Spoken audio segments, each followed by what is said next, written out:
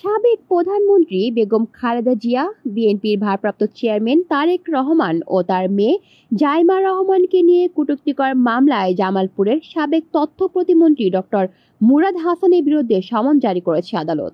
শনিবার বিকেলে সরিষাবাড়ী আমলি আদালতের বিচারক senior judicial magistrate Ruksana Parvin মামলাটি আমলে নিয়ে ডক্টর মুরাদ হাসান সহ দুজন আসামির বিরুদ্ধে সমন জারি করেন।